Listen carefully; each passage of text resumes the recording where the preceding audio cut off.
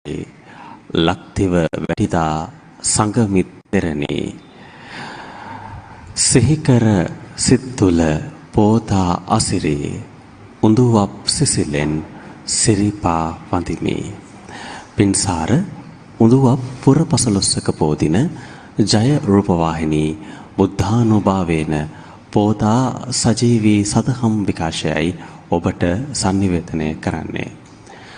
මුළු මහත් දේශයක්ම මේ මොහොතේ එකම හදගැස්මකින් ජාතියේ අනාගතය වෙනුවෙන් එකවන්ව කටයුතු කරන මොහොතක්. එනිසා අද උඳුවප් පුරපසළොස්වක පොහොය දවසේදී අප විසින් ගොඩනගා ගන්නා වූ ඒ ආධ්‍යාත්මික ශක්තියෙන් මේ මාතෘ භූමිය මේ මහත් දේශයම එකවන්ව ගොඩනැගීමට අවශ්‍ය කරන ශක්තිය ධෛර්යය නිර්මාණය කරගන්නට අවශ්‍ය මගහසර විවර වේවා යන ප්‍රාර්ථනාව කරමු.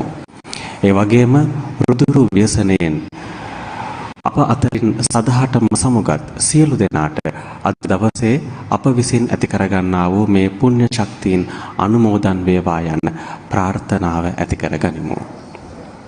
උඳුවප් පුරපසළොස්වක පොහොය පිළිබඳව ශාසනික ඉතිහාසයේ බොහෝ කරුණු සඳහන් වෙනවා. ඒ අතර සුවිශේෂී වන්නේ සංඝමිත්තා මහරහත් තෙරණින් වහන්සේ ජයශ්‍රී මහා බෝධියේ දක්ෂිණ ශාඛාව රැගෙන ලංකාද්වීපයට වැඩම කළේ අදවන් උඳුවප් පුරපසළොස්වක පොහොය දවසකයි. ඒ වගේම ශ්‍රී ලංකාව තුළ භික්ෂුණී ශාසනයේ ආරම්භය සිදුවන්නේත් අදවන් උඳුවප් පුරපසළොස්වක පොහොය දවසකයි. අසිරිමත් සිරිපා කරුණාවේ සමාරම්භයත් මේ මගින් සඳහන් වනවා. එසේනම් අදවන් උතුම් පුරපසළොස්වක පොහොය දවසක අප සියලු දෙනා උපෝසත අෂ්ටාංග ශීලයේ සමාදන් කරමින් උතුම් වූ සද්ධර්මානුශාසනාව සිදු කිරීමට ධම් සභාවට වැඩමවා වදාළ පින්වන්ත දේශකයන්න් වහන්සේ නමස්කාර පූර්වකව පිළිගනිමු. සාදු සාදු සාදු. කොළඹ 7 ජාත්‍යන්තර විපස්සනා භාවනා මධ්‍යස්ථානයේ වැවුඩ දොඩම්තලාව ධම්මගිරි ආරණ්‍ය සේනාසන යන උභය සේනාසන වාසී ශාසන කීර්ති ශ්‍රී විනයාචාර්ය පූජ්‍යපාද පුහුල්වැල්ලේ සාරද අපේ ස්වාමින් වහන්සේට নমස්කාරය වේවා. සාදු සාදු සාදු. මේ වර්ෂය පුරාවටම මේ සදහම් දේශනාවේ සුපින්බර විකාශන දායකත්වයේ එක්කලේ මනුලොව ශ්‍රාවක දරුවෝ පින්වත් පිරිස විසින් මේ පින්වත් පිරිස විදේශගතව සිට සෑම මාසකම මේ උතුම් සදහම් දේශනාව ලොවට sannivedanaya පිණිස කටයුතු කරනවා. ඒ පින්වත් පිරිසත් ඉතාමත් ගෞරවයෙන් යුක්තව සිහිපත් කරමින් ඒ සියලු දෙනා වෙනුවෙන් අපි දැන් ගෞරවනීය දේශකයන්න් වහන්සේට සුවඳමල් අනුමෝදන් කර තථාගතයන් වහන්සේ උදෙසා සුවඳමල් පූජා කරමු.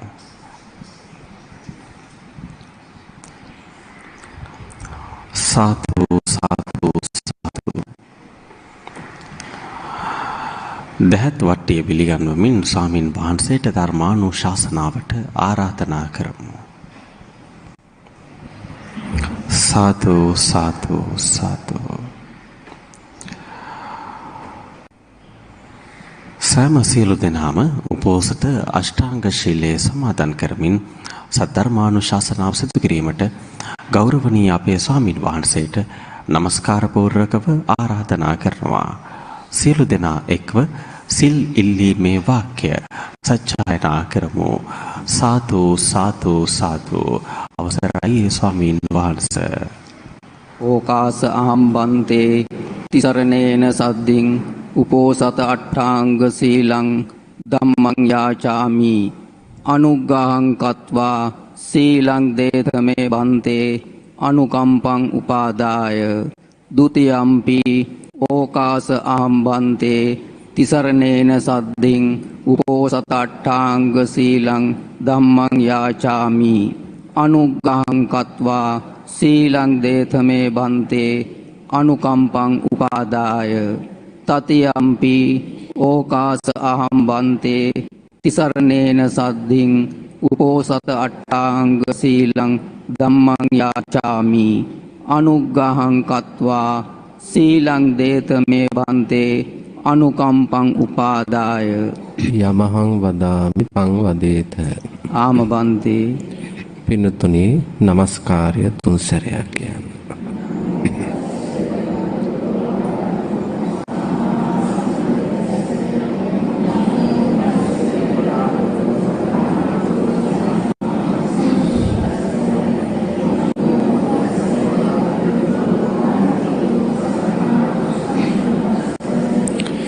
බුද්ධං සරණං ගච්ඡාමි ධම්මං සරණං ගච්ඡාමි සංඝං සරණං ගච්ඡාමි ဒုတိယံ පි බුද්ධං සරණං ගච්ඡාමි ဒုတိယံ පි ධම්මං සරණං ගච්ඡාමි ဒုတိယံ පි සංඝං සරණං ගච්ඡාමි တတိယံ පි බුද්ධං සරණං ගච්ඡාමි တတိယံ පි ධම්මං සරණං ගච්ඡාමි တတိယံ පි සංඝං සරණං ගච්ඡාමි สรณากมนังสัมปุณนังปานาติปาตาเวรมณีสิกขาปดังสมาธิยามิ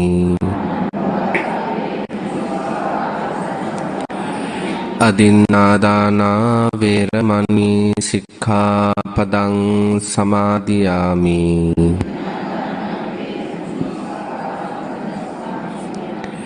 අබ්‍රහ්මචර්යා වේරමණී සික්ඛාපදං සමාදියාමි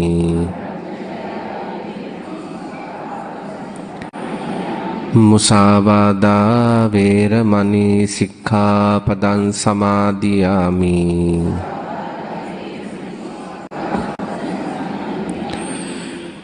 සුරාමේරය මජ්ජපමා දට්ඨානා වේරමණී සික්ඛාපදං සමාදියාමි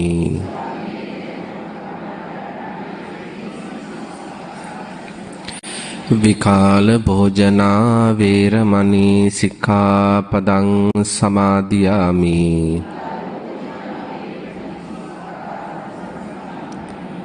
නච්ච ගීත වාදිත විසූක දස්සන මාලා ගන්ධ විලේපන ධාරණ මණ්ඩන විභූෂණට්ඨානා වේරමණී සික්ඛාපදං සමාදියාමි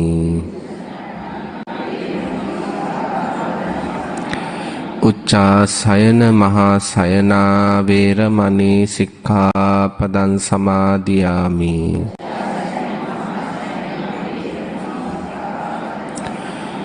තිසරණේන සද්දෙන් අට්ඨංග උපෝසත සීලං ධම්මං සාදුකං සුරක්ඛිතං කତ୍වා අප්පමාදේන සම්පාදී තබ්බං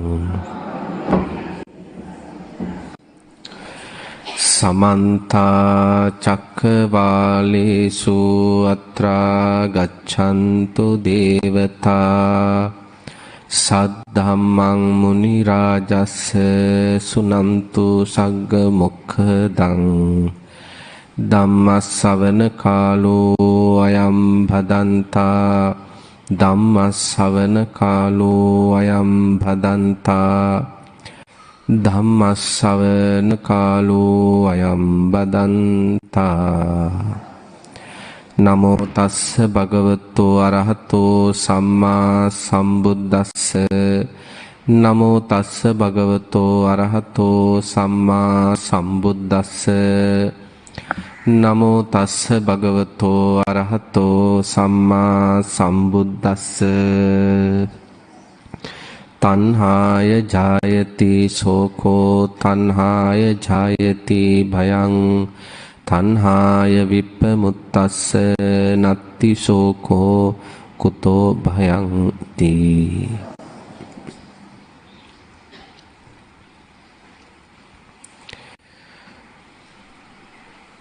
වන්දනීය පූජනීය ලෝකවාසී පින්වන්ත මහා සංඝරත්නයන් අවසරයි. ශ්‍රද්ධාවන්ත කාරුණික ගුණබර පින්වතුනි, උඳුවප්පුර පසළොස්වක මහ පොහොය නිමිති කරගෙන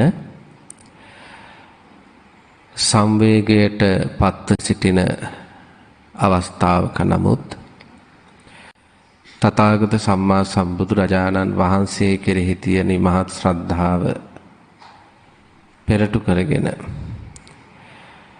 තථාගත ධර්මයේ පිළිබඳව තියෙන ශ්‍රද්ධාව හැඟීම පෙරටු කරගෙන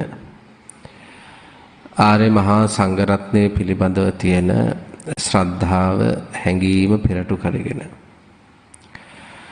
අද මේ උතුම් පුරපසළොස්වක මහ පොහොය දවසේ සීලය තුල සම්වර වෙමින් සසර ජීවිතේ සුවපත් කරගන්න, සසර දුකින් අත් මිදෙන්නට දවස ගත කරනවා කියන චේතනාවෙන් තමයි මේ පින්වත් අය අද දවසේ උතුම් අට්ඨංග උපෝසත සීලයක සමාදන් වෙලා දවස පුරාම කුසලය උපදින විදිහට කටයුතු කරන්නට අවස්ථාව සලස් ගන්නට යෙදුනේ. මේ අවස්ථාව වෙනකොට අපේ මාතෘ භූමිය ගත්තත්, මේ මහ පොළොව ගත්තත් තුවාල වෙච්ච ශරීරයක් වගේ. කොළ පාටට වැහිලා තිබුණු මහා කඳු ශිඛර දිහා බලද්දි හරියට පේන්නේ තුවාල වෙලා වගේ. කඳු නායේ ගිහිල්ලා. එක පැත්තකින් මහ පොළොව තුවාල වෙද්දී අනිත් පැත්තෙන් මිනිස්යන්ගේ හදවත් හොඳටම තුවාල වෙලා. ඒ තුවාලේ තාම හොඳ වෙලා නැහැ. සිද්ධිය අවසන් වුණත් යම් කිසි මට්ටමකට හදවත් වලට වෙලා තියෙන තුවාලේ නම් සුවපත් වෙලා නැහැ. ඒකට හේතු කීපයක් තියෙනවා. වැස්ස පෑවුවට, අවුව පෑවුවට සමහර අපේ මයට යන්න ගෙයක් නැහැ. හිතන්නකෝ ඒක ඇත්තට අපට වුණා නම් අපට අද හවස පින්නතුන්ට සිල් පවාරණය කරලා යන්න ගෙයක් නැතිනම් මොන තරම් අසරණ කමක්ද? අද හවස සිල් පවාරණය වෙනකොට ඇඳගෙන ඉන්න ඇඳිවත් විතරයි නම් ඉතුරු වෙලා තියෙන්නේ. අනිත් හැම දෙයක්ම නැති වෙලා නම් ඒක කොහොමද දැනේද? අනිත්‍ය ගැන දන්න, සංසාර දුක ගැන දන්න, අනාත්ම ස්වභාවය ගැන දන්න යම් කිසි මට්ටමකට නමුත් කෙනෙකුට උනත් තමන්ගෙම කියලා ගයක් නැති වුණොත්, තමන්ගෙම කියලා ජීවිත කාලයක් පුරාවට රැස් කරගත්ත සැප සම්පත් අහිමි වුණොත් ඇඳිවත්ත විතරයි නම් ඉතුරු වෙලා තියෙන්නේ. මේ මහ පොළොවේ කොච්චර අසරණ වේද? ඒකයි සමහර අපේ මයට පින්නතුනි වැස්ස පෑවුවට, ඉර පෑවුවට යන්න ගයක් නැහැ. සමහර අයට යන්න ගයක් තියෙනවා. හැබැයි දැන් තමන්ගේම සමාජිකව දෙන්න 3 දෙනෙක් නැති ගෙදරකට යන්න වෙන්නේ. සොහොනක් වගේ එතකොට. සොහොනකට ගියා හා සම වෙතකොට ජීවිතේ දැනෙනවා. ඒ වගේ සමහර අයට දැන් බලන්න පින්නතුනි යම් කිසි කෙනෙකුට පවුල කෙනෙක් නැති වුණාට පස්සේ එයා භාවිතා කරපු ඇඳුම් පැළඳුම් දකිද්දී එයා භාවිතා කරපු කෑම පිගාන හරි කෝප්පේ හරි දකිද්දී එයා භාවිතා කරපු කාමරේ දකිද්දී ඒවට අපි කියන සිහිවටන කියලා. සැරෙන් සැරේ අර දරුවෙක් හරි මිය ගියාට පස්සේ ඒ දරුවා භාවිතා කරපු දේවල් ළඟට ගිහිල්ලා අනේ මේ දරුවා භාවිතා කරපු කෝප්පේ නේද පිගාන නේද ඇඳුම් ටික නේද කියලා පොඩ්ඩක් හරි අස්සසිල්ලක් මිනිස්සු විඳිනවා. දැන් මේ ඉතුරු වෙලා ඉන්න සමහර අපේම පින්නතුන්ට මේක අපේ ඉඩම කියන්නවත් බෑ. ගහක් කොලක්වත් ඉතුරු වෙලා නැහැ. ඉතින් මහ පොළොව එක පැත්තකින් තුවාල වෙද්දී අනිත් පැත්තෙන් බොහෝ දෙනෙක්ගේ හදවත් තුවාල වුණා.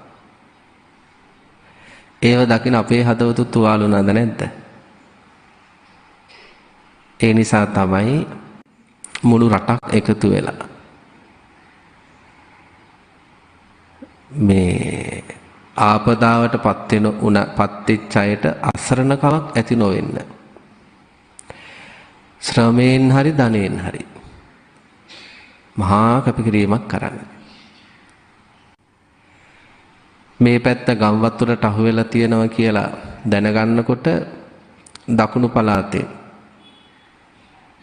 අර අධිවේගී මාර්ගයේ දිගේ නිල් පාට රතු පාට සුදු පාට ලොරි වල බෝට්ටු එනවා.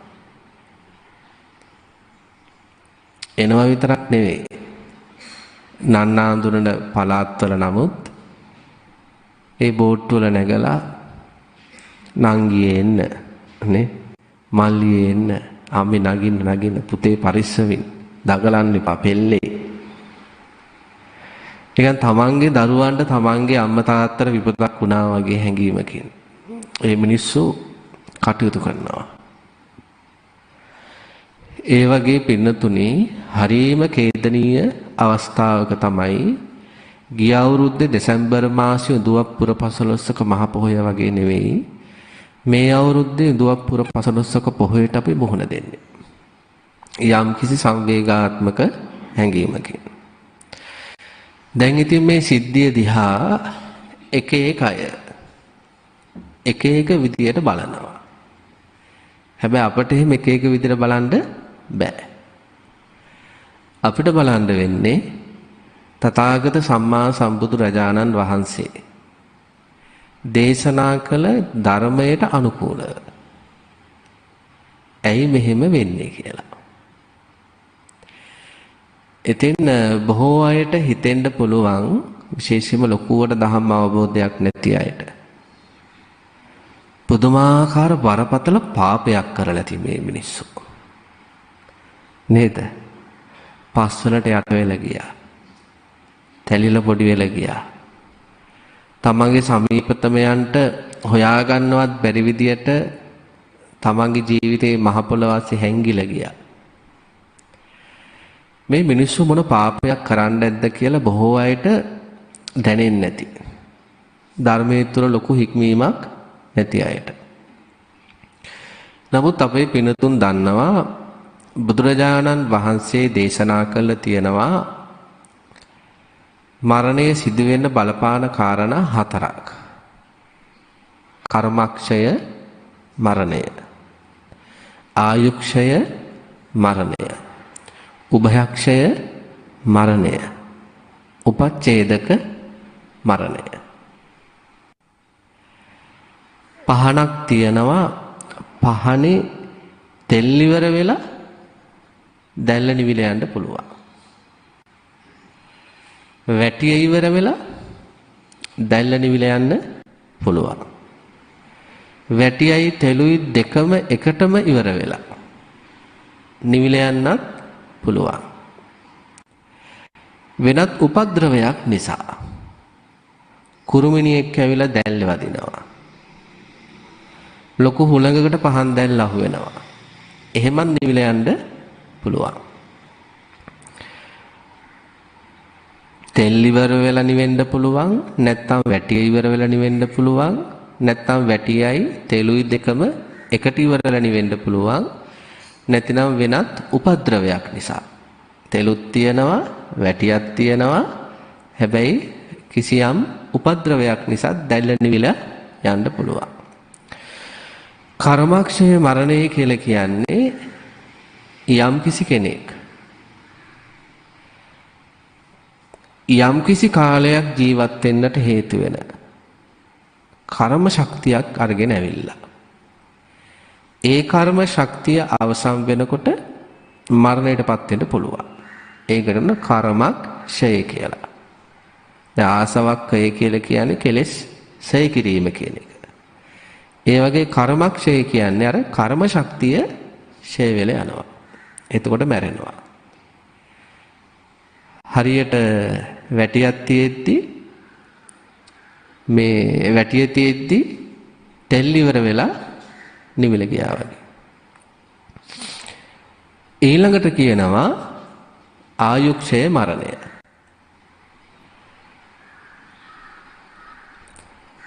ආයුක්ෂය මරණය කියන්නේ තෙල් තියෙනවා වැටි අවසන් වෙනවා. ඒ කාලයට ඒ යුගයන්ට සත්වයන්ට නියමිත ආයුෂයක් තියෙනවා. දැන් සාමාන්‍ය බුද්ධ කාලේ මිනිස්යන්ට අවුරුදු 120ක් විතර ආයුෂ තිබ්බා. මේ කාලේ මිනිස්යන්ට ආයුෂ සාමාන්‍ය 80ක් විතර. දැන් මදුරුවෙකුට වගේ ගත්තට පස්සේ එයාගේ ආයු කාලය දවස් 7යි. ඒ වගේ අර සමහර අයට ජීවත් වෙන්න තව අවුරුදු 200කට උනත් කර්ම ශක්තිය තියෙනවා. ඒත් ඒ කාලේ ජීවත් වෙන්න පුළුවන් අවුරුදු 80 නම් ආයුෂේ තියෙන්නේ. අන්නේ ආයු කාලයේ අවසන් වීමෙන් කෙනෙක් මැරෙනවා නම් කියනවා ආයුක්ෂය මරණය කියලා. ඊළඟට සමහර අය දුර්ලභව මරණයට මුහුණ දෙනවා. ඒ යුගයේ පවතින ආයුෂයත් 80ක් කියලා අපි හිතමු ආයු කාලය. එයාගේ කර්ම ශක්තිය තුල එයාට ජීවත් වෙන්න පුළුවන් කාලයත් 80යි. තෙලුයි වැටියයි දෙකම ඉවරලා දැල්ලනි වෙනවා වගේ. අනේ කාරණා දෙකම එකට අවසන් වීමෙන් සමහර අය මැරෙනකොට කියනවා උභයක්ෂය මරණය. ඊළඟට තියෙනවා උපච්ඡේදක මරණ. සමහර අය මේ ජීවිතේම බරපතල පාප කරලා තියෙනවා. විශේෂයෙන්ම ගුණවතුන්ට සිල්වතුන්ට. උසස් ගුණධර්ම තියෙන ගුණවතුන්ට සිල්වතුන්ට බරපතල අපරාධ කරලා තියෙනවා. අන්න ඒක හේතු වෙලා මේ ජීවිතේම මරණයටපත් වෙන්න පුළුවන්. ඒවට කියන උපච්ඡේදක මරණ කියලා. හැබැයි යාට අවුරුදු 80ක් වුණත් ජීවත් වෙන්න පුළුවන් කර්ම ශක්තියක් තිබ්බ කෙනෙක්.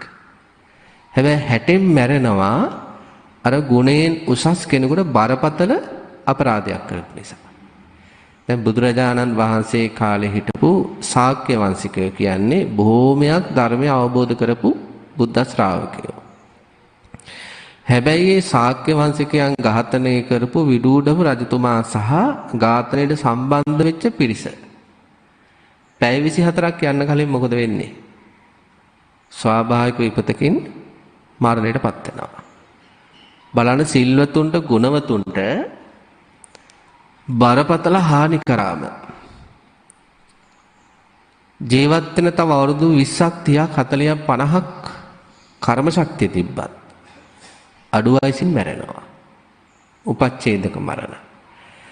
එහෙම නැතිනම් පෙර සංසාරේ කරපු කර්ම විපාකයක් ඉදිරිපත් වෙලත් සමහර අයට ජීවත් වෙන්න කර්ම ශක්තිය තියෙද්දිත් මරණයටපත් වෙනවා. අපේ මේ වර්තමාන කාලයේ සිද්ධ වෙලා තියෙන සිදුවීම ගත්තොත් එහෙම ඒක ඍතු විපර්යාසය නිසා සිද්ධ වෙච්ච මරණයක්. ඒකට අපි හැමෝම වග කියනවා. ඒකට මේ ආසන්න දශක කීපය තුලම ජීවත් වෙච්ච මිනිස්සුත් වග කියන්න ඕන. මේ වර්තමාන ආපදා තත්ත්වෙන් මියගිය අයගේ මරණයට එයාලයි අපි ආසන්න දශක කීපයක් තුළ ජීවත් වෙච්ච හැම මනු පුද්ගලයෙක්මයි බොහෝ පුද්ගලයන් වග කියන්න ඕන. අපේ පින්නතුන් අහලා තියෙනවා අධම්මික කියන සූත්‍රය. ඒ සූත්‍රයේ තියෙනවා මිනිසුන්ගේ අධාර්මික බව ඍතු විපර්යාසයට බලපෑමෙල්ල කරන හැටි. අධාර්මික කියද්දී එතන කියන්නේ ධර්මානුකූල නොවීම කියන එක. බුද්ධ දේශනාවේ තියෙන පින්නතුනේ අංගුත්තර නිකායේ තික නිපාතේ සූත්‍රය. අධම්ම රාග කියලා. අනේ අධම්ම රාග කියන සූත්‍රයේ තියෙන මොකද්ද අධාර්මික වෙනවා කියන්නේ කියලා. කාරණා තුනක් විග්‍රහ කරලා තියෙනවා. ධර්මානුකූල නොවීම කියන්නේ මොකද්ද කියලා. එතන සඳහන් කරන පළවෙනි එක අධම්ම රාගය. මොකක්ද අධම්ම රාගය කියන්නේ? දැන් සාමාන්‍යයෙන් ස්ත්‍රියකට පුරුෂයෙක් ගැන රාග හිතක් උපදින්න පුළුවන්. සාමාන්‍ය අවුරුදු ඔය තරුණ වයසට එළඹෙනකොට එවැනි සිතිවිලි පහළ වෙනවා. පුරුෂයෙකුට ස්ත්‍රියක් ගැන රාග හිතක් පහළ වෙන්න පුළුවන්. අධම්ම රාගය කියන්නේ අම්මගේ නංගි පිළිබඳව. ඒ කියන්නේ පුංචි අම්මා. පුංචි අම්මා පිළිබඳව පුතාට රාගසිත උපදිනවා. එහෙම සිද්ධි සමාජයේ නැද්ද? එහෙම සිද්ධි දුරදිග ගිහිලා ප්‍රාණඝාත වෙච්ච අවස්ථා නැද්ද සමාජයේ? වර්තමානයේ අහන්න ලැබෙනවා. ඊළඟට තාත්තගේ මල්ලි ගැන බාප්පා. ඒ තාත්තගේ දුවට රාගසිත උපදිනවා. අධම්ම රාගය. අවුරුදු 50 60 පුරුෂයන්ට අවුරුදු 20 25 තරුණියන් ගැන රාගසිත උපදිනවා. එහෙම විවාහත් වෙලා තිරුණේ ලංකාවේනේ. ඒවට සමහර අය හරියට ආවඩනවා. නේද? හරියට ආවඩනවා. අවුරුදු 50 60 කාන්තාවන්ට අවුරුදු 20 25 තරුණයන් ගැන රාගසිත උපදිනවා. ඉපදිලා නතර වෙන්නේ නැහැ, ගිහිල්ලා විවාහයෙන් අවසන් වෙන්නේ. විවාහයෙන් අවසන් වෙලා ඒවා සමාජ මහත්යවලා උත්සවාකාරයෙන් පෙන්නනවා. අධම්ම රාගය. ඒ වගේ පින්නතුනි නොගැලපෙන අය සම්බන්ධව උපදින රාගයට කියන අධම්ම රාගය. අන්න අධාර්මික බවක්, ධර්මානුකූල නොවන බවක්. එනම් මේ ලෝක සත්වයේ ඒ ධර්මානුකූල නොවන බවට පත් වෙන්නම හොඳ නැහනේ. ඒක වරදක් බව පිළිගන්න ඕන. රටක ඉන්න රජ කෙනෙක් වේවා, පුරোহিত කෙනෙක් වේවා, බ්‍රාහ්මණයෙක් වේවා නේද? ග්‍රාමවාසී කෙනෙක් වේවා, නිගම්වාසී කෙනෙක් වේවා, ජනපදවාසී කෙනෙක් වේවා මේ හැමෝම පිළිගන්න ඕන ඒක අධර්මානුකූල පැවැත්මක් කියලා. නොගැලපෙන අය පිළිබඳව රාගසිත ඉපදීම. ඊළඟට තියෙනවා විෂම ලෝභය. විෂම ලෝභය කියන්නේ වස්තු විෂයෙහි අධික තණ්හාව. ඒ සාමාන්‍යයෙන් වස්තු පිළිබඳව ජීවි අජීවි වස්තු කියන්න බෑ, ජීවි අජීවි දේවල් පිළිබඳව ඇති වෙන අධික ලෝභය. දැන් බලන්න මේක අපි හරියටම තේරුම් ගන්න ඕන නිසා කියන්නේ. ගමනක් යනකොට ස්වාමියා වෙන ස්ත්‍රියක් දිහා බැලුවා කියලා. දබර කරන ස්ත්‍රීන් නැද්ද? භාර්යාවරු. වෙඩින් එකකට හරි වෙනත් උත්සවයකට හරි ගියාට පස්සේ භාර්යාව වෙනත් පුරුෂයෙක් එක කතා කළා කියලා. ගෙදර ඇවිල්ලා ගහ බැන ගන්න භාර්යාව සාමිරු නැද්ද? නේ? දැන් වර්තමාන කාලේ සාමියාට වෙනත් ස්ත්‍රියක් දිහා බලන්නවත් බැරි මට්ටමකට, වෙනත් ස්ත්‍රියක් එක්ක කතා කරන්නත් බැරි මට්ටමකට, වෙනත් ස්ත්‍රියකට මුහුණ පොතෙන් කමෙන්ට් එකක් දාන්නත් බැරි මට්ටමකට නේද? පත් වෙලාද නැද්ද? අනිත් පැත්තෙන් ස්ත්‍රියකට වෙනත් පුරුෂයෙක් එක්ක hina වෙන්න බැරි මට්ටමකට, කතා කරන්න බැරි මට්ටමකට,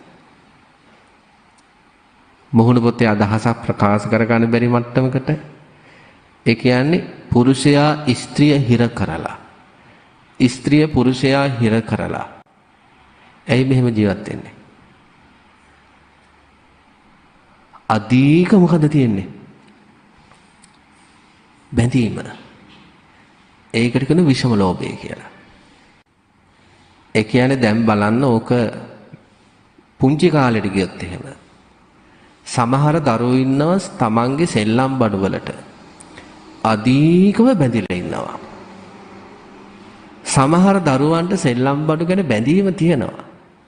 හැබැයි අසල්වැසි ළමයෙක් ඉල්ලුවොත් දෙන්න පුළුවන්. අසල්වැසි දරුවෙක් ඒ සෙල්ලම්කාරයක පදින්න ඉල්ලුවොත් දෙන්න පුළුවන්. හැබැයි සමහර දරුවෝ මොකද කරන්නේ? අල්ලන්නවත් දෙන්නේ නැහැ. බලන්නවත් දෙන්නේ නැහැ. අඳුරන යාළුවෙක් ගෙදරට එනවා කියලා දැනගත්තොත් මොකද කරන්නේ? අර සෙල්ලම්කාරයක වහං කරනවා. මේක 100% විවාහ ජීවිතේට ගලප ගන්න යන්න එපා. නේද? අපිට අවශ්‍ය ලෝභය තේරුම් ගන්න. අනේ ගොඩක් පුරුෂයෝ ස්ත්‍රීන් වහං කරනවා. සමහරට ගෙදරටම හිර කරනවා. මේ ඇත්ත කතා කරන්න ඕන. අපට එක දුවක් කියනවා පින්නතුනේ, ස්වාමීන් වහන්සේ අපේ තාත්තා අපේ අම්මා කඩේකවත් යන්නේ නැහැ. දැන් අහන කෙනෙකුට හිතෙන්නේ මොකද්ද? කොච්චර ආදරයක්ද? කඩේටවත් යවලා නැහැ. ඒ දුව කියන්නේ මොකද්ද? කඩේට යන ටිකට හරි මිනිස්සුන්ගේ ඇහැ ගැටෙනවට තාත්තා කැමති නැහැ. ඒ අම්මා අඩු වයසින් මැරෙනවා. අන්න ඒ වගේ පුරුෂයා ස්ත්‍රිය වහං කරනවා අධික ලෝභයක් ආවට පස්සේ. අර සෙල්ලම් බඩුවක්කට දැඩි බැඳීම තියෙන දරුවා අඳුරන කෙනෙක් යාළුවෙක් ගෙදරට එනවා කියද්දි මේසයට නේ ඇඳන් යට අල්මාරිය හංගනවා වගේ. සමහර පුරුෂයෝ ස්ත්‍රියන්ට අධිකව බැඳුනම ස්ත්‍රිය වහං කරනවා. කවුරුත් දකින්නටත් කැමති නැහැ. එහෙම නැද්ද? දැක්කොත් පැටලෙන්නේ කාත් එක්කද? භාර්යාවත් එක්ක. සමහර ස්ත්‍රීනුත් එහෙමයි. ස්වාමියා හරියට වහං කරනවා නීති දමදම නීති දමදම නීති දමදම. වැරදිලා හරිය නීතියක් කැඩුවොත් යුද පිටියක් වෙනවා ගෙදර. නේද? විෂම ලෝභය. දැන් ඉතින් දහම් මාර්ගය තුල ඉස්සරහට යද්දී දහම තුල හැසිරෙන භාර්යාව ස්වාමියාට නිදහස දෙනවද නැද්ද? බලන්නේ නිදහස දීලා තියනවද කියලා. වැරදි කරන්න නෙවෙයිනේ. දහම් මාර්ගය තුල යද්දී ස්වාමි පුරුෂයෙක් වුණාට පස්සේ දහම තුල වැඩෙන්න අර බැඳීම අඩු වෙන්න භාර්යාවට මොකද කරන්නේ? නිදහස දෙනවා. ඒකයි සෝතාපන්න භාවයටපත් වෙච්ච පෞල් ජීවිත සාර්ථක වෙන්නේ. අනවශ්‍ය නීති නැහැ. ඉතින් අපේ පින්නතුන් සාමාන්‍යයෙන් දැන් සිල් ගන්න පන්සලකට ගියත් අරණ්‍යයකට ගියත් නේද? ඊට පන්සලේ හරි අරණ්‍යයේ ඉන්න ස්වාමින් වහන්සේ නමක් නමුත් සිල් ගන්න දවසට උනත් අනවශ්‍ය නීති දානවට එච්චර කැමති නැහැ නේද? ඒ ධර්මානුකූල නීති උනත් නේද? කතා කරන්න බෑ කියලා කියද්දි පොඩ්ඩක් රිදෙන්නේ නැද්ද සමහර අයට? නේ? පොඩ්ඩක් රිදෙනවා. ඒ වගේ අර ධර්මානුකූල නිවන් දකින්නට හේතු වෙන විදිහට නීති පනවද්දී වෙහෙස ඇති වෙනවා නම් සමහර අයට අර අසාධාරණ නීති දමද්දි කොච්චර වෛරයක් උපදින්න පුළුවන්දනේ. සමහර අය වෛරෙන් ජීවත් වෙන්නේ. සාමියා ගැන වෛරෙන් ඉන්නේ. භාර්යාව ගැන වෛරෙන් ඉන්නේ මට මෙහෙම නීති දානවා කියලා. සෝතාපන්න භාවයටපත් වුණාට පස්සේ අනවශ්‍ය නීති දාන්නේ නැහැ. හරි නිදහස්. සාමියා නිදහස්. භාර්යාව නිදහස්. දෙන්නගේ විතේ ලොකු සන්තෝෂයක් තියෙනවා. ඒ දෙන්නට දෙන්න ගැන ලෝභය අඩු අවම තත්යකටපත් වෙලා තියෙන්නේ. දෙන්නට දෙන්න ගැන ලෝභය සම්පූර්ණයෙන් ප්‍රහාණය නැහැ. අවම මට්ටමකට තියෙන්නේ. ලෝභය අඩු වෙන අනවශ්‍ය නීති දාන එක අඩු වෙනවා. දැන් අර ගෙදරින් එන දරුවා වුණත් අම්මට කියලා යන්නේ මොකද්ද? අම්මේ ශ්‍රී ලංකාරයක දෙන්න එපා කවුරු ආවත්. අධික ලෝභයෙන් වස්තුවට බැඳිච්ච දරුවෝ ගෙදරින් යද්දි කියන්නේ සමහර මේ අක්කල ඉන්නවා නංගිලා ඉන්නවනේ. තමන්ගේ ඇඳුමක් වුණත් අනිත් සහෝදර සහෝදරියන් අඳිනවට නීතිය දාගෙනද නැද්ද යන්නේ? මගේ ඇඳුම් ඇඳලා තිබ්බොත් බලාගෙන නේ අධික ලෝභය. සමහර සහෝදරියෝ එහෙම නෙවෙයි. බෙදාගෙන පාවිච්චි කරනවා. ඒ වගේ පිනතුණි එක පැත්තකින් අධම්ම රාගය. නොගැලපෙන ප්‍රතිවිරුද්ධ අය පිළිබඳව රාගසිත. ඊළඟට දෙවෙනි එක විෂම ලෝභය. ඒ කියන්නේ ජීවි හරි අජීවි හරි වස්තු විශේෂෙහි අධික ලෝභයෙන් බැඳීම. ඊළඟට තියෙනවා මිත්‍යා ධර්මය. ඒක සමාජය ඇතුළ මේවා සම්මත කරගන්න හොඳ නෑ කියන්නේ. දැන් ඉතින් මේ සූත්‍රයේ තියෙන නිසා අපිට කියන්න වෙනවා. නැත්තම් මේ කැමැත්තෙන් කියන ඒවා නන් නෙවෙයි. ස්ත්‍රියට ස්ත්‍රිය පිළිබඳව රාගය ඇති වෙයි. පුරුෂයාට පුරුෂයා පිළිබඳව රාගය ඇති වෙයි. ඒකට කියනවා අධම්ම මිත්‍යා ධර්මය කියලා. එතකොට පින්නතුනි මෙන්න මේකට කියනවා අධාර්මික බව කියලා. ධර්මානුකූල නොවන බව. එන ඔන්න ඔය අධම්ම රාගේ විෂම ලෝභයෙන් මිත්‍යා ධර්මයෙන් එනේ කෙලෙසුන්ගෙන්නේ කෙලෙසුන්ගෙන් රජවරුන්ගේ හරි ඊළාට පුරෝහිතවරුන්ගේ හරි ශ්‍රමණයන්ගේ හරි බ්‍රාහ්මණයන්ගේ හරි ගම්වාසී නියම් ගම්වාසී ජනපදවාසී හරි මේ මිනිසුන්ගේ හිත් කිලිටි වෙනකොට අධම්මික සූත්‍රයේ කොහොමද දේශනා කරලා තියෙන්නේ? ඉර හඳ විසම ලෙස පතිත වෙන්න පටන් ගන්නවා කියන. එහෙම වෙන්නේ ඇයි? අර මිනිසුන්ගේ ලෝභය වැඩි වුණාට පස්සේ. අධම්ම රාගයේ විදිහට විෂම ලෝභයේ විදිහට මිත්‍යා ධර්මයේ විදිහට. ඒවා පදනම් කරගෙන ඔවුනොවුන් කා කොටා ගන්නවා. දඬු මුගුරු පාවිච්චි කරනවා. සැත් පාවිච්චි කරනවා. වසවිස පාවිච්චි කරනවා. අනවින කොඩවින කරනවා. එතකොට එක පැත්තකින් ඔවුනොවුන් කාට කොටා ගනිද්දී නේද මිනිසයාට මනුස්ස සතා කෙරෙහිවත් මෛත්‍රියක් නැතිනම් තිරිසන් සතා ඉතුරු කරයිද?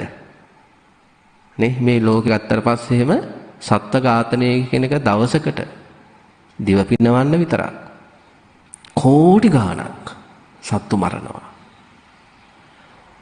එතකොට අර මනුෂ්‍ය සතා ගැන මෛත්‍රියක් නැතිනම් අර ක්ලේශයන්ගේ හිත වැහිලා යද්දී ඒවා තුල හටගන්න විවිධ අර්බුද තුල ගහ ගනිමින් බැන ගනිමින් නේද පරුස වචන කියමින් මුසාවස් කියමින් කේලම් කියමින් අනවින කොඩි වින කරමින් රහබින මත්පැන් භාවිතා කරමින් එහෙම දූෂිත පැවැත්මක් තුල ඉන්න අයගෙන් සතා සීපාව ගැන මෛත්‍රියක් බලාපොරොත්තු වෙන්න බෑ.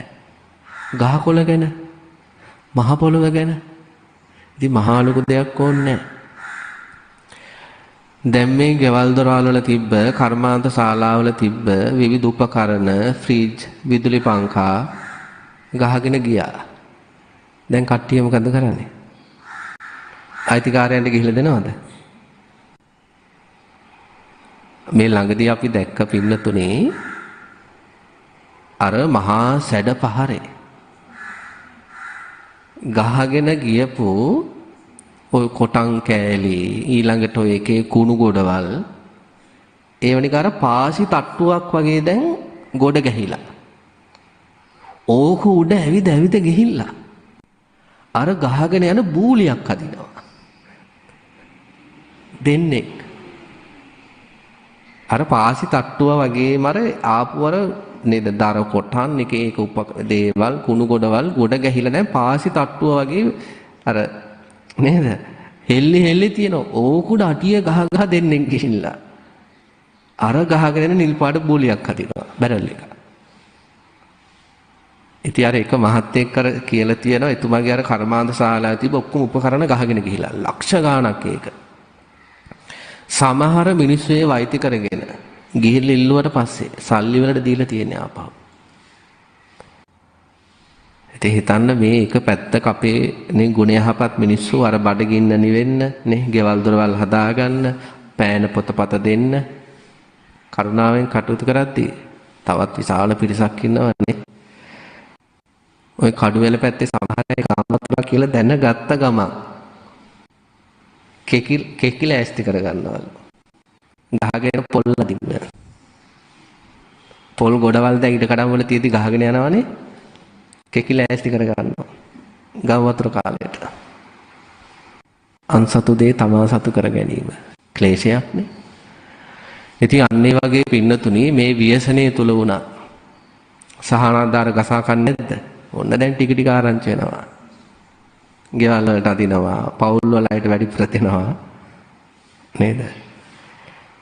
ඉතින් මේ අන්නේ වගේ පින්නතුණි අධම්ම රාගෙන් විෂම ලෝභයෙන් මිත්‍යා ධර්මයෙන් මිනිසු කෙලෙස් සහගත වෙනකොට ඔවුනෝන් කා කොටා ගනිමින් ඔවුනෝන්ට නිନ୍ଦා පහස කරගනිමින් ඊළඟට සතා සීපාව ඝාතනය කරමින් ගහකොළ කපා දමමින් නේද? තණ්හාවට විවිධ කටයුතු කරමින් සැරිසරනකොට අන්න ඒක හේතු වෙලා. يعني පටිච්චසමුප්පාද ක්‍රියාවලියක් විතර තියෙන්නේ. මේක බුදුරජාණන් වහන්සේ දේශනා කළ දහම් පරියාය. අන්න ඒක හේතු වෙලා තමයි පින්නතුනි ඉර හඳ විසම විදියට පතිත වෙන්න පටන් ගන්නවා කියනවා. ඊළඟට සඳහන් කරනවා ඒක හේතු වෙලා. දරිතී මාසුමි සති දන්නෝදී මාසුප්පාදයි දන් උප්පජ්ජති කියන ක්‍රමවේදය මේ තියෙන්නේ. මේ ඇති කල්ලි මේ වේ කියන ධමතාවය. අර වගේ දූෂිත පැවැත්මක් ලෝකයේ තුල මිනිසුන්ගේ අදසන්තාන කෙලෙස් බරිත වෙලා ගොඩ නැගෙද්දී ඒකේ බලපෑම සමාජයට ගහකොළ සතාසීපාවටත් බලපෑලා ඒක හේතු වෙලා ඉරහඳ විසම වෙනවා. ඉරහඳ විසම වෙනකොට සඳහන් කරනවා චන්ද්‍ර සූර්ය විසම ලෙස පතිත වේ. ඒක හේතුල සඳහන් කරනවා අනෙකුත් ග්‍රහ ලෝකත් විසම වෙනවා කියලා අවට තියෙනවා. හේතුඵල ධම. ඒ අනෙකුත් ග්‍රහ ලෝකත් ඉරහඳත් විසම වෙනකොට ඒක හේතු වෙලා දිවා රාත්‍රී විසම වෙන්න ගන්නවා. දිවා කාලයයි රාත්‍රී කාලයයි විසම වෙන්න පටන් ගන්නවා. මිනිස්සුන්ට හානිදායී විදියට ක්‍රියාත්මක වෙන්න පටන් ගන්නවා. ඉරහඳ විසම වෙනකොට සඳහන් කරනවා දිවා රාත්‍රී විසම වෙනකොට ඒක හේතු වෙලා මාස සහ අර්ධ මාස විසම වෙන්න පටන් ගන්නවා. මාස සහ අර්ධ මාස විසම වෙනකොට ඍතු සංවත්සර විසම වෙනවා. වස්සාන කාලය, හේමන්ත කාලය නේද ඍතුව කියලා කියන්නේ අපි. මේ හේමන්ත ඍතුව. ඒ වගේ සරත් ඍතුව, ගිම්හාන ඍතුව ඒවා විසම වෙන්න පටන් ගන්නවා. දැන් ඒක හොඳට තේරෙනවා දැන් වස්සාන කාලේනේ වහින්න ඕන. දැන් වහින්නේ මේ මොන කාලෙද? හේමන්ත කාලේ. දෙගොඩ තලා යන්න වහින්නේ මේ හේමන්ත කාලේ. ඍතු විසම වෙලා. ඍතු විසම වෙනකොට සඳහන් කරනවා වාතය විසම වෙනවා කියලා. වාතය විසම වෙනකොට දෙවිවරු කුපිත වෙනවා. එයි සීත වලාහක දෙවිවරු, වැස්ස වලාහක දෙවිවරු, උන්හ වලාහක දෙවිවරු. නේද? එහෙම දෙවිවරු ඉන්නවනේ. මෙන්න මේ විවිධ දෙවිවරු මොකද වෙන්නේ? අර වාතය කුපිත වෙනකොට. දැන් මිනිස්සු නිසානේ මේක වෙන්නේ. මිනිස්සු නිසානේ මේක වෙන්නේ. දෙවිවරු කුපිත වෙන්න පටන් ගන්නවා. දෙවිවරුන්ට තරහ යනවා. දෙවිවරු කුපිත වෙනකොට සඳහන් කරනවා වැස්ස ලැබුණත් නිසි කාලට ලැබෙන්නේ නැහැ. නිසි කලට ලැබෙන්නේ නැහැ. ලැබෙන වැස්සත් ලැබෙන්නේ විසම විදියට. වහිනවා කඳු හේදිලා යනකම්ම වහිනවා.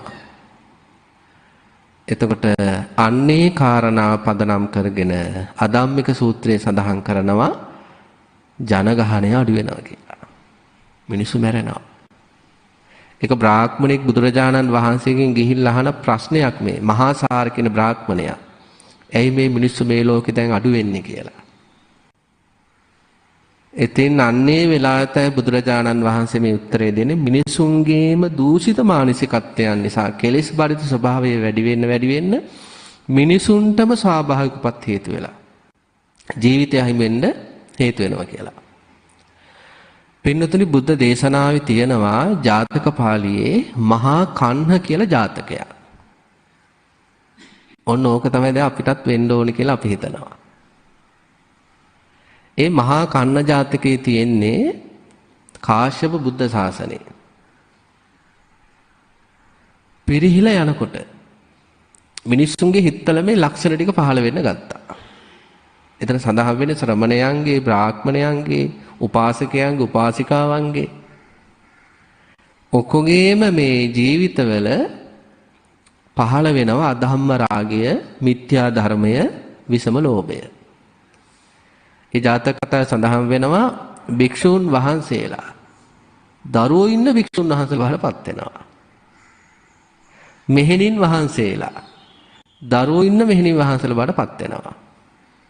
එන දුස්සීල පැවැත්මකටපත් වෙනවා. ඊළඟට උපාසක උපාසිකාවන් පංචශීලයෙන් අයින් වෙනවා.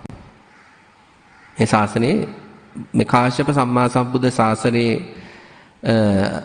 පිරිහිලා යන උසීරත් කියන රජතුමාගේ කාලේ ශාවින්නාංශලා අරම හැසිරෙනවා දුසිල් විදියට, මෙහෙණින් වහන්සේලා දුසිල් විදියට හැසිරෙනවා, උපාසක උපාසිකාවත් එහෙමයි.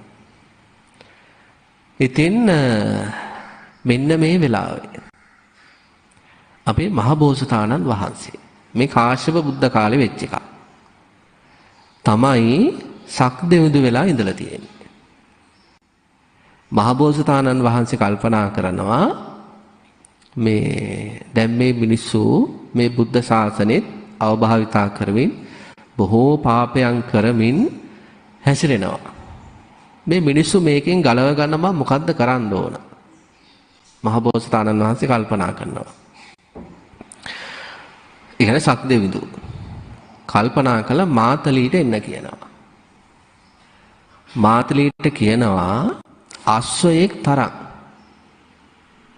බලු වෙසක් ගන්න කියනවා. බල්ලෙක් වගේ හැබැයි අශ්වයෙක් තරම්. ඉතින් මාතලී මොකද කරන්නේ? මේ අශ්වයෙක් තරම් කළු පාට බල්ලෙක් බවටපත් වෙනවා. ජාතක කරා සඳහන් වෙනවා දතක් සාමාන්‍යයෙන් කෙහෙල් ගෙඩියක් වගේ කියනවා. ඒ දත් විලිස ගත්තට පස්සේ ඊට පස්සේ මේ මහබෝසතාණන් වහන්සේ වැද්දෙක්ගේ ස්වරූපය ගන්නවා. පස්සේ වැද්දෙක්ගේ ස්වරූපය අරගෙන අර බල්ලාගේ මේ බෙල්ලට වරපටි දාලා ඒ වරපටි ටික දැන් මහබෝසතාණන් වහන්සේගේ අතේ. දැන් මොකද කරන්නේ? අර රජතුමා ඉන්න නගරයට යනවා. නගරයට යද්දි මිනිස්සු බය වෙනවා. ඒ කියන්නේ දැන් අස්සෙක් තරම් විශාල සුනකෙක්. එයාගේ දත් කෙසෙල් ගෙඩි වගේ දිගයි. ඊළඟට පිටිපස්සෙන් වැද්දෙක්. ඊළඟ මේ බල්ලා කෑ ගහද්දී යොදුන් දසදහසක් ඈතට එනවලු. ඉතින් මිනිස්සු බය වෙලා දුවනවා රජතුමාගේ රජමාලිගයට. රජතුමා කියනවා දොරටු 4 වහන්න කියලා. ඉතින් මහබෝසතාණන් වහන්සේයි මේ සුනකයා විදිහට ඉන්නේ සක්දෙවිඳුයි මාතලී නිසා මේ දෙන්නම මොකද කරන්නේ? තමන්ගේ බලය පාවිච්චි කරලා ඇතුළට එනවා. ඇතුළට ඇවිල්ලා රාජාංගන ඉස්සරහට වෙනවා. ඇවිල්ලා අර සුනකයා මොකද කරන්නේ? අර යොදුන් දසදහසක් ඈත ගහනවා. ඊට පස්සේ මේ රජතුමා අහනවා අපි මොනවද වෙන්න ඕන? එතකොට කියනවා මෙයාට බඩගිනේ කියනවා. ඒකයි කියනවා කෑ ගහන්නේ. ඊට පස්සේ මේ රජතුමා මොකද කියන්නේ? අණ කරනවා මුළු නගරේම තියෙන කෑම ගේන්න කියලා. සඳහන් කරනවා මේ එක කටටේ ටික කෑව කියලා. කාලා ආපු කෑ ගහනවා.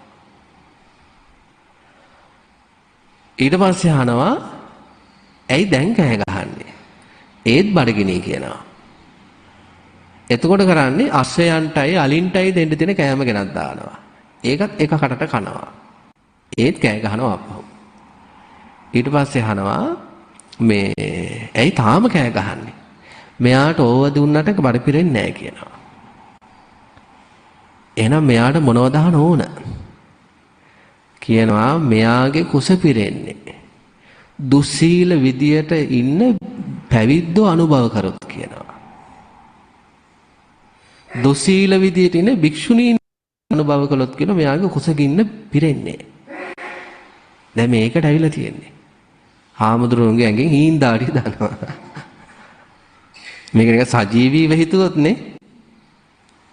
අර මහා අස්සෙක්තරා ලොකු සුනකේ නේද? කට්ට කලුයි දත් විලිසගෙන යොදුන් දසදහසක් මේ කම්පා වෙන්න කෑ ගහනවා. දැන් මෙයා මේ එයාගේ කුසගින්න පිරෙන්නේ දුස්සීල ශ්‍රමණයෝ වැළඳුවොත්. අනුභව කළොත්. දුස්සීල භික්ෂුණීන් අනුභව කළොත්.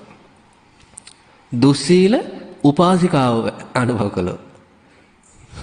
නේද? මේ කාලේ ආවොත් මොකද වෙන්නේ? නේද? දුස්සීල උපාසකයෝ අනුභව කළොත්. ඊළඟට සඳහන් කරනවා අම්මා තාත්තට පරුස වචනෙන් බයින. අම්මා තාත්තට යුතුයකම් නොකරන දරුවෝ අනුභව කළොත් තමයි කුසගින්න නිවෙන්නේ. භාර්යාවට අකටුතුකම් කරන, සාමියාට අකටුතුකම් කරන ස්ත්‍රීන් පුරුෂයන් අනුභව කළොත් තමයි මෙයා කුසගින්න පිරෙන්නේ. එවිට දිගටම එහෙම සිහිපත් කරගෙන අන්තිමට දස අකුසල කර්මපත වල යෙදෙන ඕනම කෙනෙක් ප්‍රාණඝාතය, හොරකම, කාමිත්‍යාචාරය, පරුස වචනේ, මුසාවාද, කේලම, ප්‍රලාපය, වෛරය නේද? දැඩි ලෝභය, මිත්‍යා දෘෂ්ටිය වගේ දස අකුසල කර්මපත වල යෙදෙන අය අනුභව කරොත් නම් මේ කෑ ගැහිල්ලක් නතර වෙනවා. මෙයාගේ බඩගින්නක් නතර වෙනවා. ඉතින් ඔක්කොටම මොකද වෙන්නේ? නේද? ඇත්තටම මේ කාලේ එහෙම කෙනෙක් ආවොත් හොඳ නැද්ද ලංකාවට? හරි වටිනු පින්නතු. හරිවට නැත්නම් මිනිස්සු හැදෙයිද? ස්වාමීන් වහන්සේලා කොච්චර බණ කියනවද? කොච්චර බණ කියනවද?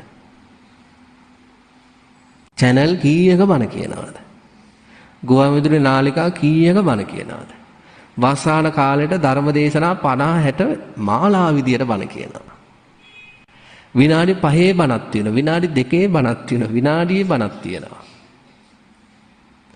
පාංශු ගුණයටත් බණ කියනවා.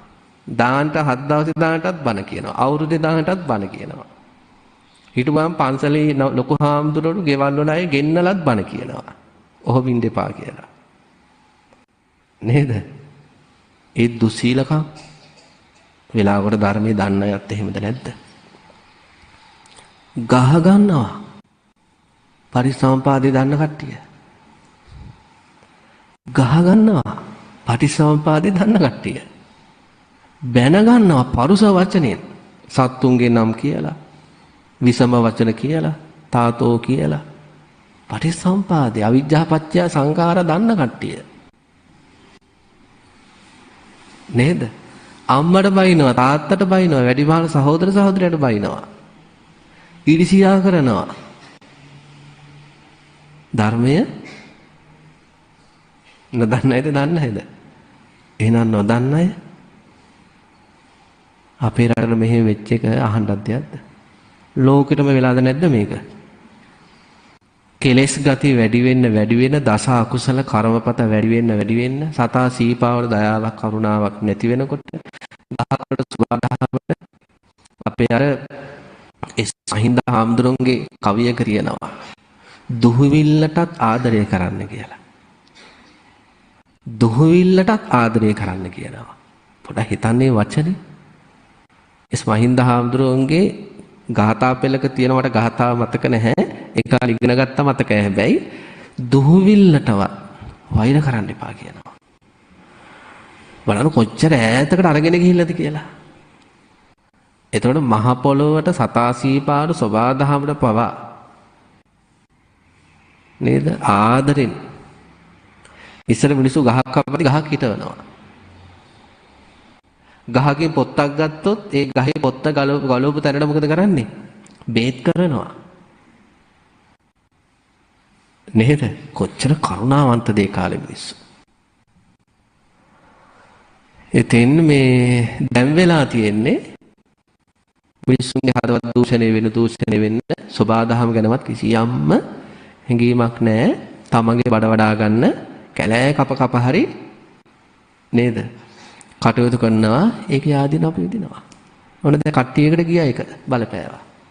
ඒක අපි දේශනාව ආරම්භයේම සිද්ධ කළේ මේ අපි ඔක්කොගේම වැරදි. අර අහිංසක මිනිස්සු ටිකක් යටින් ගියේ. දැන් සමහර අය දැන් මෙතනදී හිතන්නේ මොකද්ද? අපි නම් හරි වාසනාවන්තයි. අපිට මොකුත් උන්නේ නැහැ. වෙන්න තියෙනවා ඉස්සරහට. ඉස්සරහට කැරකිලා බුමරංගෙ වගේ අපට එනවා. 2004 ලංකාව වටේ කට්ටියට ඕක වුණා. දැන් 2025 මැද කට්ටියට ඕක වෙනවා. ඒ අතරේ සැරෙන් සැරේ වුණා. දැන් අවුරුදු කීපයකට කරන අර නායක ගමක් පිටින්ම යට වුණා. නාය ගිහිල්ලා. ඒ නිසා පින්නතුනේ අපිට කරන්න තියෙන එකම දේ හිත පිරිසිදු කරගන්න ඕන. වචනේ පිරිසිදු කරගන්න ඕන. කය පිරිසිදු කරගන්න ඕන.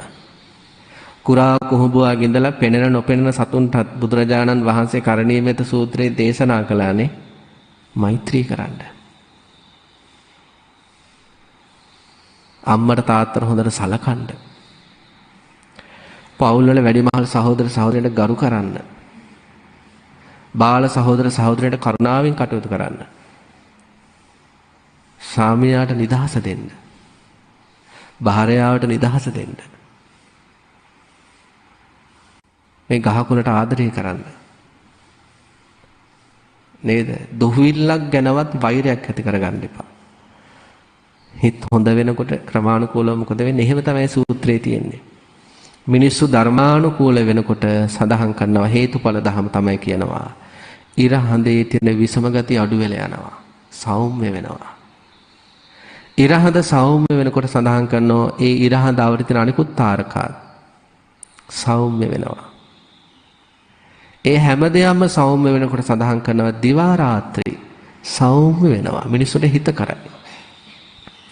දිවා රාත්‍රී සෞම්‍ය වෙනකොට මාස අර්ධ මාස සෞම්‍ය වෙනවා. අර විසම ගතිය අඩු වෙලා යනවා. මිනිස්සු හොඳ වෙනකොට. ගෙවල් වලත් කොහොමද නැද්ද? නේ? පවුලේ කට්ටිය කා කොටා ගන්න දවස් වලට ගෙදර තියෙන තත්ත්වේනේ. නේද? නැත්නම් පවුලේ එක්කෙනෙක් හරි ටිකක් දේශසහගතව කටයුතු කරද්දී පවුලේ තත්ත්වේ. නේද?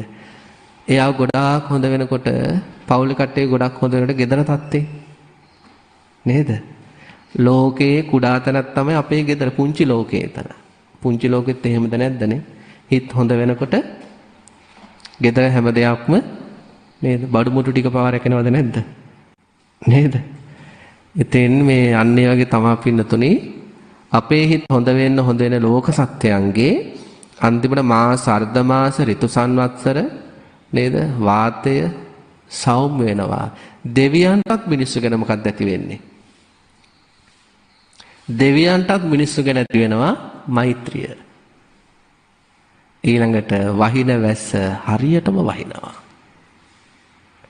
සබාදහමට මිනිසුන්ට හානිදායක විදියට සබාදහම හැඩගැහෙන්නේ නැහැ. ඉතින් ඒ නිසා පින්නතුනේ දේශනාව තුල කතා කළේ අපි අද දවසේ මේ අහිංසක ජීවිත ටිකක් නේද? වන්දි ගෙව්වේ අපේම වරදින්. ඒ පස් කඳුවට වෛර කරන්න හොඳ නැහැ. ඒ ගහකොළ වලට වෛර කරන්න හොඳ නැහැ. ඒ වතුරට වෛර කරන්න හොඳ නැහැ. ඒ මිනිසුන්ගේ පෙර කර්මය කියලා දොස් කියන්න හොඳ නැහැ. අපි එකතු වෙලා දශක කීපයක් තිස්සේ කළ දූෂිත වැඩවල ප්‍රතිඵලය තමයි මේ. කට්ටියක් පිටින් ගියේ නූපන අනාගතේ අපි හොඳ වුන් නැත්නම් අප පිටිනුත් යනවා. ඉතින් ඔබ හැම දිනාටම මේ සදහම් දේශනාව ඔබේ ජීවිතයේ තියෙන සත්පුරුෂ ධර්ම, මනුස්ස ධර්ම තව තවත් වැඩි දියුණු කරගෙන මේ සෝබා දහම පවා සෞම්‍ය වෙන විදියට කටයුතු කරමින් සංසාර ජීවිතයම සෝපත් කරගෙන නිවන් දකින්නටම හේතු වේවා කියලා අපි ප්‍රාර්ථනා කරනවා. පින්වත්නි, අද දවසේ මේ උතුම් සදහම් දේශනාවේ පින්බර දායකත්වයේ ගැන කටයුතු කරන්නට යෙදුනේ මනුලොව ශ්‍රාවක දරුවෝ පින්වත් පිරිස. අපේ නිවේදක මහත්තයා සිහිපත් කළා වගේ කාලයක් තිස්සේ ජයරූප වාහිනී නාලිකාව සමග එකතු වෙලා මේ සුවහසක් ජනී ජනයාට හිත් පිරිසිදු කරගන්න ධර්ම දානමේ පින්කම් සිදු කරන පින්වත් පවුලක පිරිසක් තමයි මනුලොව ශ්‍රාවක දරුවෝ කියලා කියන්නේ. කල්යාණ මිත්‍ර උඩුදුම්බර ගෞරවනීය ලොකු ස්වාමීන් වහන්සේටත් පින්වත් ධර්මදේශකයන් වහන්සේ ඇතුළු සම්මා සම්බුද්ධ ශාසනයේ බබළුවන සියලුම සත්පුරුෂ කල්යාණ මිත්‍ර මහා සංඝරත්නයට මේ උතුම් ධර්ම දානමය පුණ්‍ය කුසලය ආශිර්වාදයක් වේවා. මහා සංඝරත්නය නිදුක් වේවා, නිරෝගී වේවා, ධර්ම අවබෝධයෙන් සැනසීම ලබා කියලා මේ පින්වතුන් ප්‍රාර්ථනා කරනවා. ඒ පින්නත් අය නමින් මිය පරලෝ යන්නට දුරු දයාබර පියතුමා මහින්ද නිබලසිරි පියාණන් ඇතුළු මිය පරලෝකීය ඥාතීන්ගේ සංසාර ජීවිතේ සුවපත් වීම පිණිස ධර්මාබෝධයෙන් උතුම් සැනසීම ලැබීම පිණිස මේ පින් හේතු වේවා කියලා සිහිපත් කරනවා.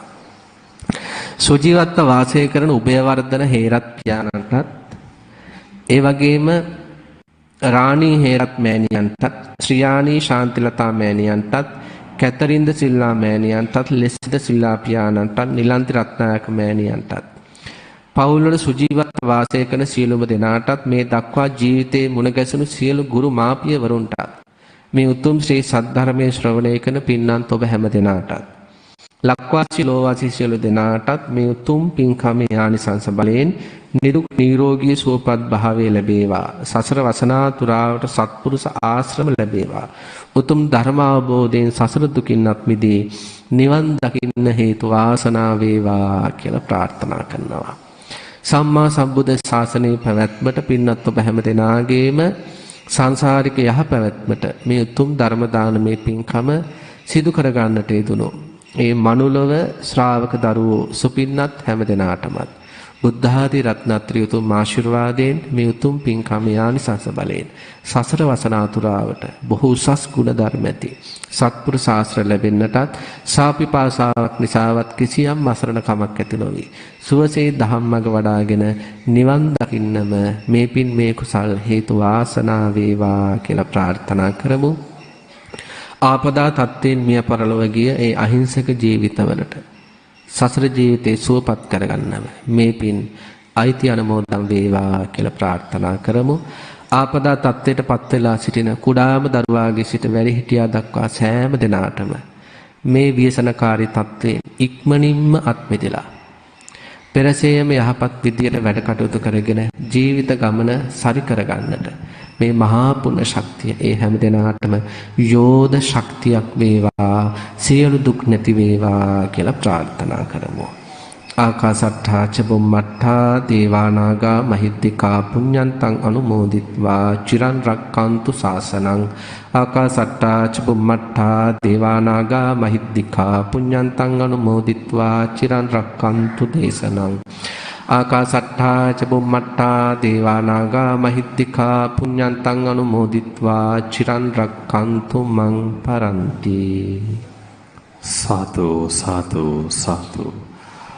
අද දවසේ ඔබ සියලු දෙනාම පෝසත අෂ්ටාංග ශීලය සමාදන් කරමින් උතුම් වූ සද්ධර්මානුශාසනාව සිදු කළ පූජනීය පුහුල්වැල්ලේ සාරද අපේ පින්වත් ස්වාමින් වහන්සේට නිදුක් නිරෝගී චිරජීවනය සැලසේවා. උදාරතර වූ ජාතික ශාසනික මෙහෙවර දිනෙන් දිනම සාර්ථකව සිදු කිරීමට ශක්තිය ධෛර්ය ලැබේවායි ප්‍රාර්ථනා කරමු. මනුලොව ශ්‍රාවක දරුවෝ පින්වත් පිරිස අද දවසේ මේ සදහම් දේශනාව ජය රූප වාහිනී නාලිකාව ඔස්සේ ලොව පුරා විකාශනය කිරීමට කටයුතු කළා. එසේනම් ඒ සෑම සියලු දෙනා වෙනුවෙන්ම මේ මොහොතේ ගෞරවනීය ස්වාමින් වහන්සේ උදෙසා පරිස්කාර පූජා කරමු.